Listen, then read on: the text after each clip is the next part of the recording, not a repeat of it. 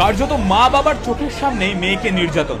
ঘটনা কৃষ্ণমন্ডলের খাসতালুক বীরভূমের মার গ্রামে। অভিযোগ ওঠে এক নাবালিকাকে অপহরণ করে ধর্ষণ করেছে কিছু দুষ্কৃতী। নাবালিকাকে নির্যাতনের ভিডিও পোস্ট করা হয় সোশ্যাল মিডিয়ায়। তবে গণধর্ষণের অভিযোগ পেয়েও চুপ থেকেছে মমতার চটি চাটা পুলিশ।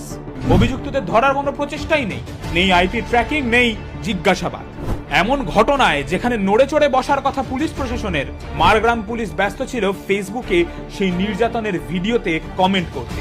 ঠিকই শুনেছেন, পিসি যে পুলিশকে স্কটল্যান্ড ইয়ার্ডের সঙ্গে তুলনা করে সেই পুলিশ কমেন্ট করছে এই জায়গাটা কোথায়।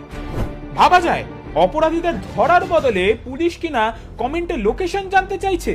আসলে তদন্তের কোনো সদিচ্ছাই নেই। মেয়ে নিখোঁজের পর মা বাবা থানায় গেলেও বারংবার তাদের ফেরত পাঠিয়ে দেওয়া হয়। প্রশাসনের গাফিলতির জন্যই দেরি হয় অভিযোগ রুজু থেকে শুরু করে তদন্ত প্রক্রিয়া শুরুতে।